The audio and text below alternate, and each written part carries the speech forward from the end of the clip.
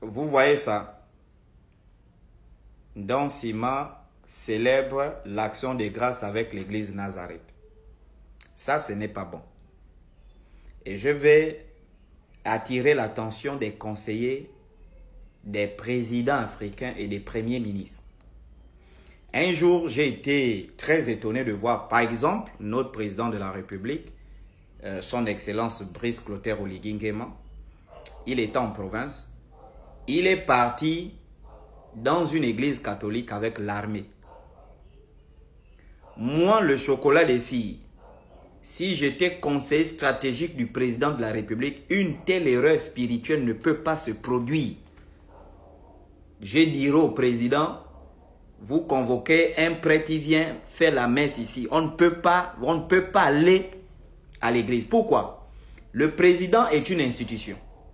L'église catholique est une institution. Et l'armée est une institution. Lorsque le président va officiellement dans une église catholique aller assister à une messe, ça veut dire qu'on déplace la République et le peuple gabonais parce que le président est l'institution qui représente tout le peuple gabonais. C'est-à-dire que c'est la République qui part vers l'église. Et ensuite, le président s'assoit avec l'armée dans l'église et un prêtre catholique est debout en train d'enseigner. Ça veut dire que l'église enseigne la République et la République assise et l'armée qui est censée servir la République, qui est soumise à la République, est aussi soumise à l'église. C'est une erreur spirituelle grave à ne pas faire dans une république. Et comme ça, par exemple, vous organisez votre action de grâce, vous invitez le Premier ministre d'une république. Une république qui est laïque en son article 1. Le Gabon est une république laïque. Ça veut dire que, en tant que république laïque, les membres représentants de l'exécutif ne peuvent pas aller assister à des cérémonies religieuses qui sont purement, particulièrement réservées à des religions. Et lors de cette cérémonie, j'ai quand même lu l'article, on nous dit que l'Église aurait même confié le Gabon entre les mains de Jésus-Christ, en présence du Premier ministre. On prend le Gabon entre les mains de Jésus-Christ. Ça fait 50 ans que vous avez mis le Gabon entre les mains de Jésus-Christ. Qu'est-ce qui a marché? Qu'est-ce qui marche? Crime rituel, enlèvement, viol, détournement de fonds publics, gabegie financière, concussion. Qu'est-ce qui marche depuis que le 50 ans, 60 ans, le Gabon entre les mains de Jésus-Christ? Et vous avez consulté qui pour mettre le Gabon entre les mains de Jésus-Christ? Donc ça, ce sont des erreurs qu'il ne faut pas commettre parce que ça vexe les autres Gabonais. Ça, c'est pas bon. Et ils sont même allés loin jusqu'à dire qu'ils vont signer un partenariat entre l'Église et l'État pour accompagner l'État dans la promotion des valeurs. Depuis quand? Ça, c'est grave. Nous sommes mal barrés, les amis. Nous sommes mal barrés. La Bible dit en Proverbe 14, 34 que c'est la...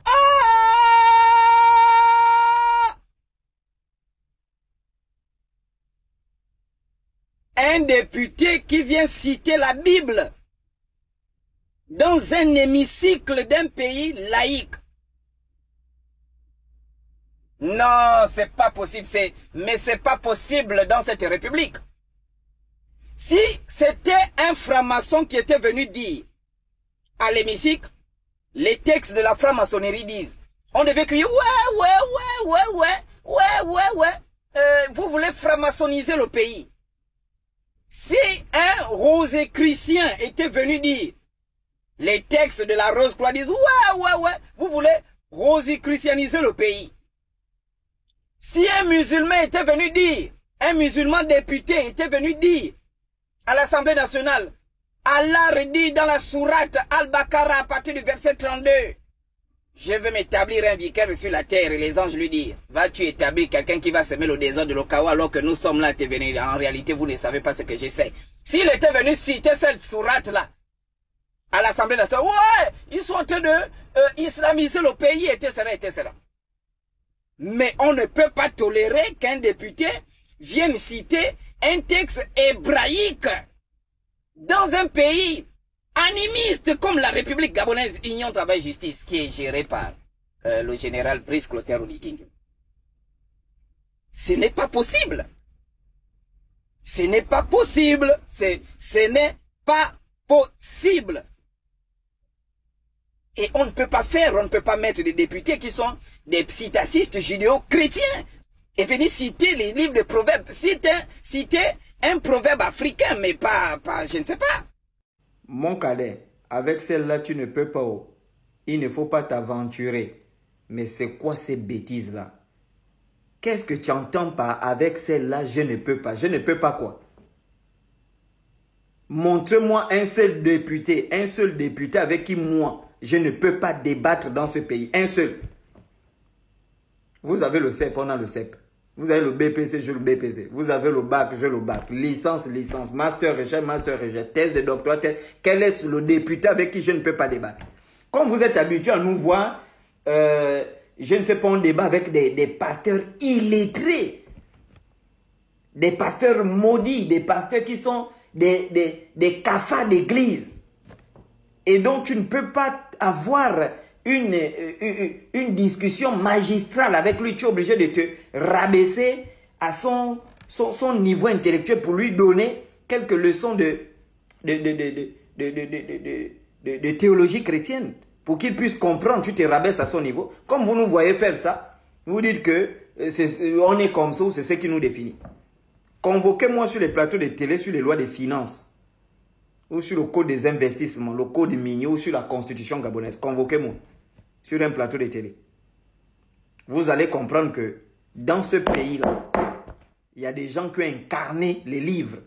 Il y a des gens qui ont incarné, c'est-à-dire l'école que les gens pas de faire là. L'école, c'est un esprit, il y a des gens qui ont incarné. Convoquez-moi sur ces questions, les problématiques de finances publiques, ou les problématiques de budgétisation. Convoquez-moi sur ces questions. Ne racontez pas des bêtises. On reproche quelque chose. Si un franc-maçon, si les chrétiens viennent citer des textes dont l'authenticité n'est même pas avérée.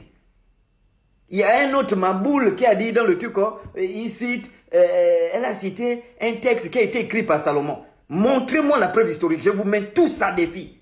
Vous prenez vos Bibles. Montrez-moi la preuve historique que le livre de Proverbes a été écrit par Salomon. C'est Louis II qui vous ment dans la Bible, sa version de 1909, que Salomon aurait écrit le livre de Proverbes en 973. Mais il n'y a aucune preuve historique. Montrez-moi le livre original. Parce qu'à cette époque-là, on parlait l'araméen. Vous me montrez le livre en araméen écrit par les mains de Salomon. Ça n'existe pas. Salomon dans la Bible est un concept. Et non un personnage qui a réellement existé. C'est un concept. Parce qu'à l'époque où Salomon existait là, les datations historiques montrent que il n'y avait pas un roi du nom de Salomon, c'était un pharaon. Vous me racontez des bêtises. Et donc on est dans un pays, le Gabon, on vient, on cite un texte hébraïque dans l'hémicycle. Vous avez déjà vu en Israël, on cite un texte du Bouiki en Israël. Ou bien un texte d'une Djobi en Israël. Maintenant, si les francs-maçons font la même chose, les musulmans font la même chose, les gens font la même chose, vous serez les premiers à venir vociférer. Ça ne se fait pas.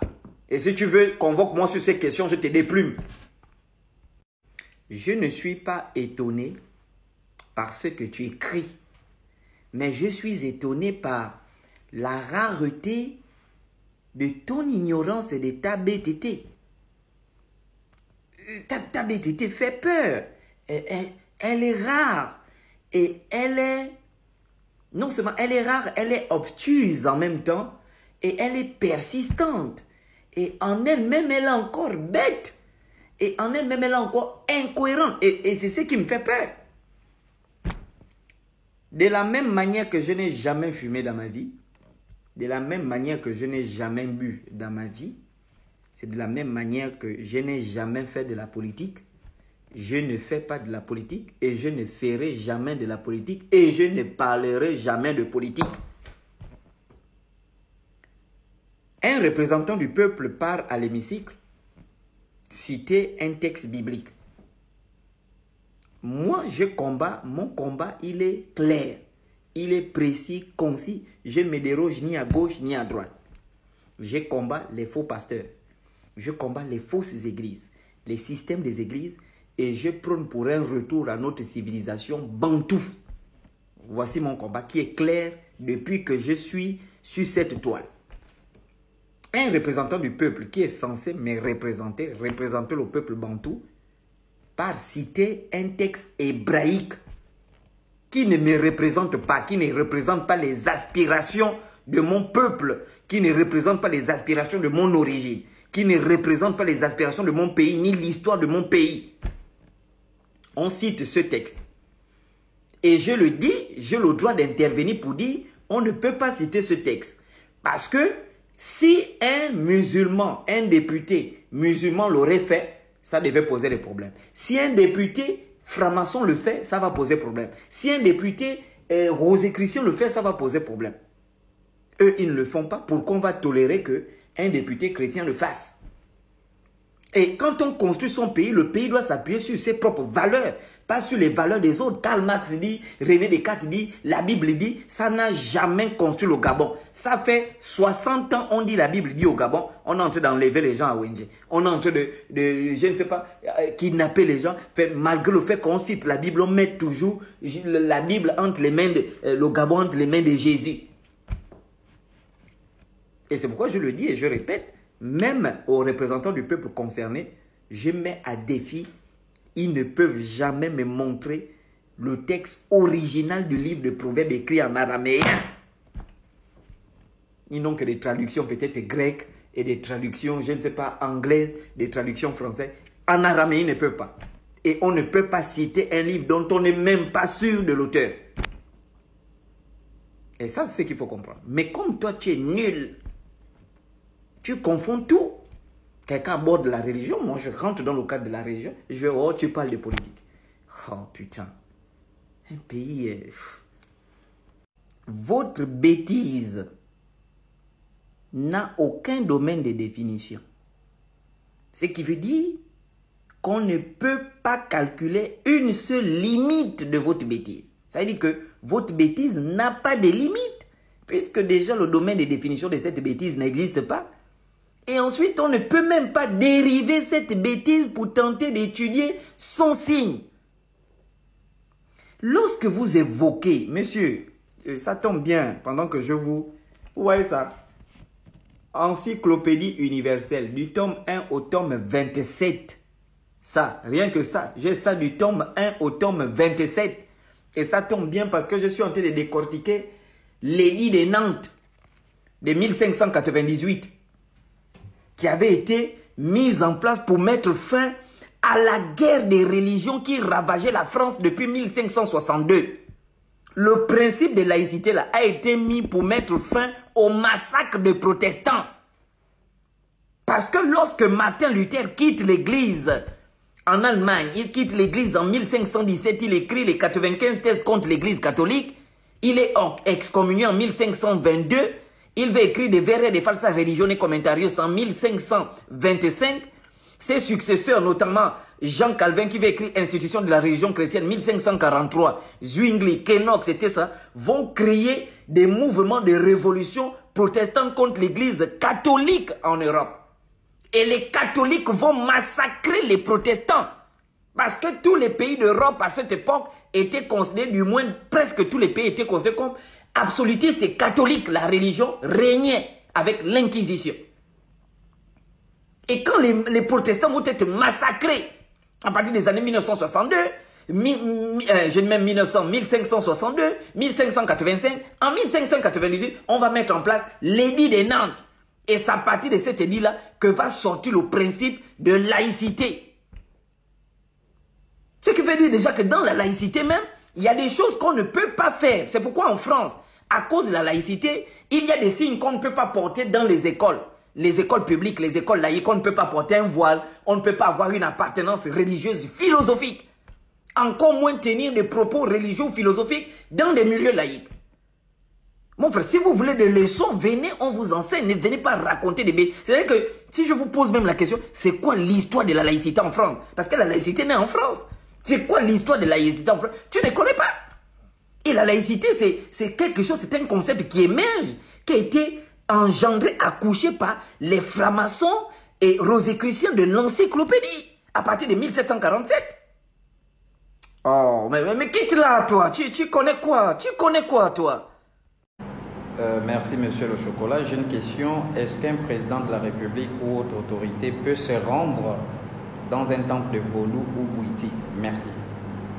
Si le pays a une religion officielle, alors dans ses fonctions de président, ou d'autorité de la République, il peut aller. Si la religion est officielle et que le président appartient à cette religion-là, il peut aller. Mais si on a affaire par exemple à un pays qui n'a pas de religion officielle, un pays laïque, dans sa fonction de président ou dans sa fonction de représentant de l'exécutif, président ou premier ministre ne peut pas se rendre avec ce titre dans une église ou bien dans un temple de vaudou, parce que c'est une institution. Et l'institution qui est le président de la République doit représenter les aspirations du peuple. Et si par exemple moi je suis président, avec le titre de président, je vais dans un temple de Bouiti, alors je suis en train de véhiculer un message à tous ceux qui ne sont pas bouitistes, que je n'ai rien à foutre de vous. Je n'ai complètement rien à foutre. Donc qu'est-ce qu'il faut comprendre, c'est que si vous prenez par exemple le président américain Joe Biden, il est catholique. Mais vous ne trouverez aucune vidéo de lui, par exemple, aller en train de prier à l'église catholique pendant l'exercice de ses fonctions. Il peut aller de façon officieuse à l'église, sans caméra, sans protocole, il part. Ça, là, il part en tant qu'homme. Mais partir à l'église en tant que président, partir dans un temple en tant que président, partir, c'est interdit. Est-ce que vous voyez un peu? Et donc, moi, je ne suis pas dans la partie physique, moi, c'est surtout la partie spirituelle. Parce que si, par exemple, un président va s'agenouiller devant un Nganga, mais c'est tout le pays qui s'agenouille devant les Nganga. C'est tout le pays qui agenouille. C'est la partie spirituelle qui m'intéresse, en fait. Tu n'as jamais fait de débat avec un pasteur, mon frère, retiens ça.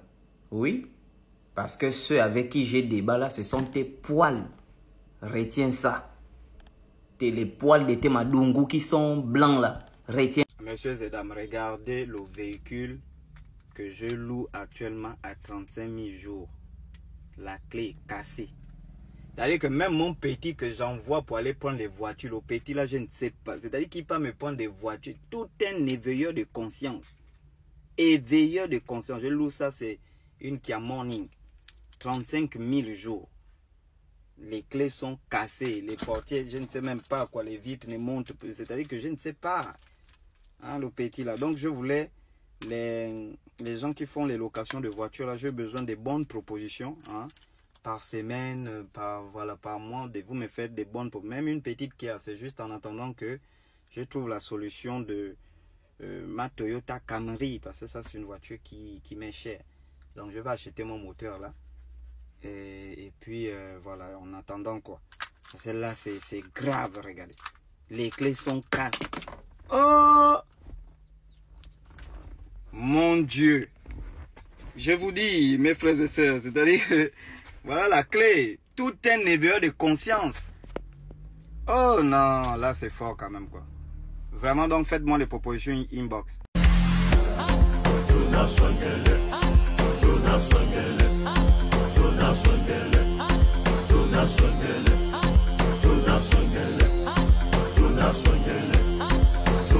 La mort est un réflexe.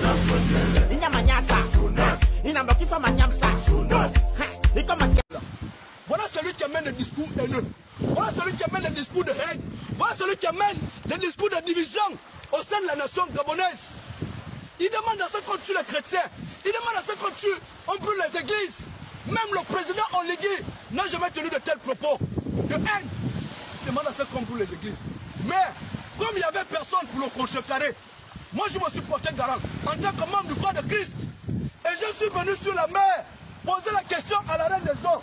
Reine des eaux, est-ce que tu as envoyé le petit chocolat de filles venir demander de brûler les églises?